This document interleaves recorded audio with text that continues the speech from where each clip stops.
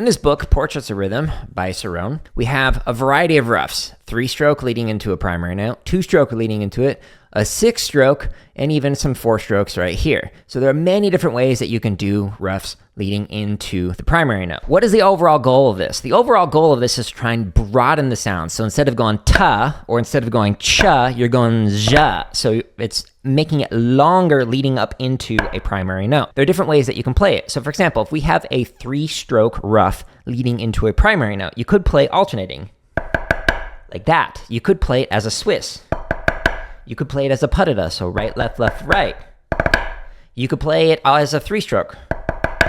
All of these work depending on what you're trying to do. So it depends on the size of the head that you're playing on, the style of the music that you are doing, the overall dynamics, whether or not you're fitting in with other instruments playing similar things in the orchestration, what comes before it, like are you playing 16th notes right before you are supposed to fit in the ruff in between it, etc. There are many ways to do this, including changing your heights. So for example, in concert drumming, you'll often have a grace note where the flam will be half the height of the primary note. So as you raise and lower the primary note, the grace note height lowers as well. This is different than what you might do in rudimental stuff, where you're going to have the primary note moving up and down while the grace note is placed or dropped from its starting position, its rest position, as opposed to raising and lowering at half the height of the primary note.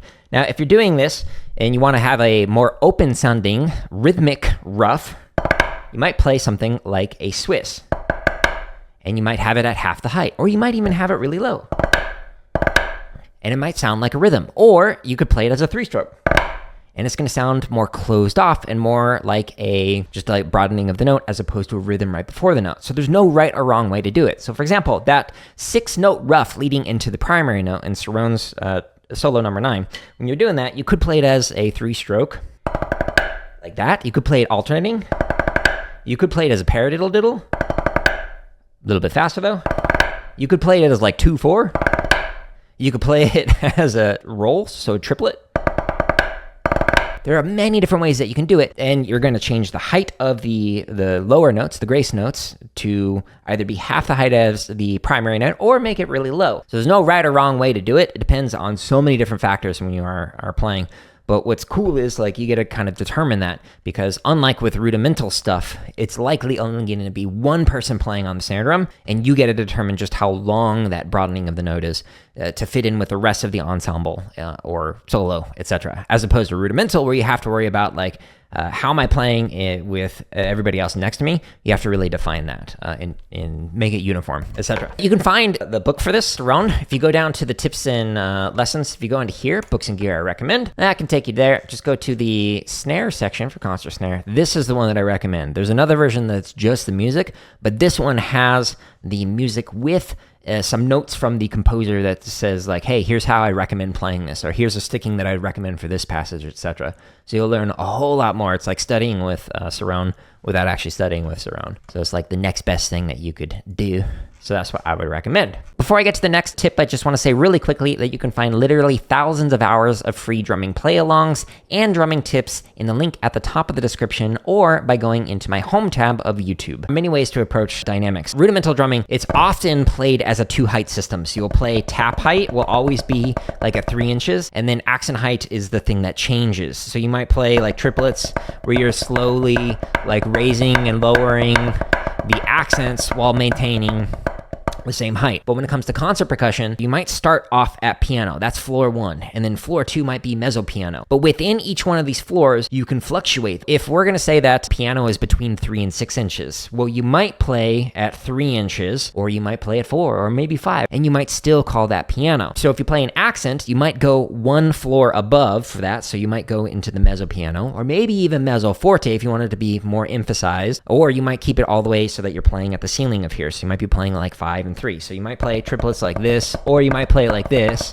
And as you raise things with concert percussion, you'll also raise the taps, as opposed to rudimental, where you are keeping it so that the taps are staying nice and low. A lot of the top 5 drum lines, most of them are playing everything at 2 height system. But if you look at somebody like Vanguard with Paul Rennick, they are constantly changing their dynamics and textures and whatnot. And that's because of more of the concert influence. And there's no right or wrong way or approach. It just depends on like, is the background of the people teaching that ensemble, is it a concert percussion background? Is it a drum kit background? Or is it like a rudimental background? Like all of those will heavily inform the styles that they use, the way that they approach different playing. So a Moeller approach might initiate where the wrist moves first and then the bead is following that approach, as opposed to the bead starting and the wrist then bending after the fact. What I recommend is starting with like a low volume stroke and then slowly adding in an accent that gets louder and practicing it in a way that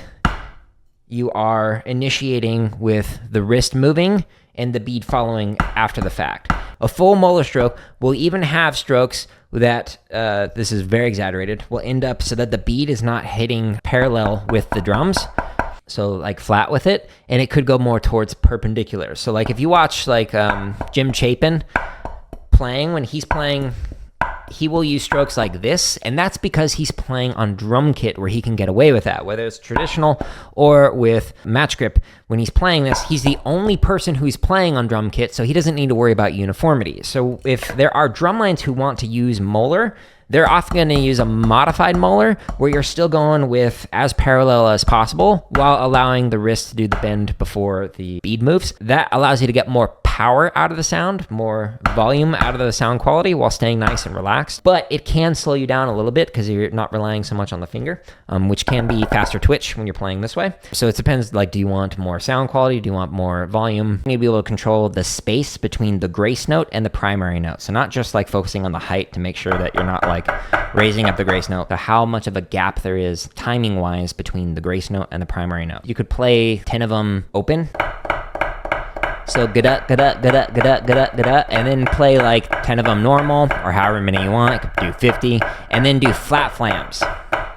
So intentionally hitting it so that the grace note is hitting at the same time as the primary. Practice it on one hand, practice it on the other hand, and then practice it alternating. Like I'm gonna do all very open grace notes or very flat grace notes, etc. You should be able to control that spacing, whether you're playing on one hand or alternating. How do you change from like the high school mindset of like just having fun drumming to drum corps mindset where you're actively trying to improve to be able to make a snare line? Focus like 50% of your time on technique, 30 to 40% on grid variations, and like 10 to 20% on chop exercises. You need to be able to switch from going from your random wants and desires that you want to do to focusing on intentional needs. Like my flam drags are bad, something like that. Okay, well, what about it is it bad? Is it the flam accent part? Is it the diddle part? Are they crushed? Or is it the combination of the two? And being able to identify what are specific exercises that will help me with that and approaching it from many different angles. Don't just play the stuff that you're good at and don't just play like chop exercises. Focus on playing through things that you're not good at. This is super helpful for your own playing. It's just like record yourself low dishing down and try and figure out like what worked well, what could I have improved there, etc. If you go to 2x speed, you can actually kind of get some like general patterns to see that, okay, well, how much does my like elbow moving on here? And it exaggerates those motions more because you're like doing this like Casey Rocket moving around on the stage the entire time. Check out your playing, record yourself, put it at 2x speed to look at the meta, play it at normal speed with it on mute to see like what does the hand motion look like. And if you really want to look at the hand motion, slow it down to like quarter speed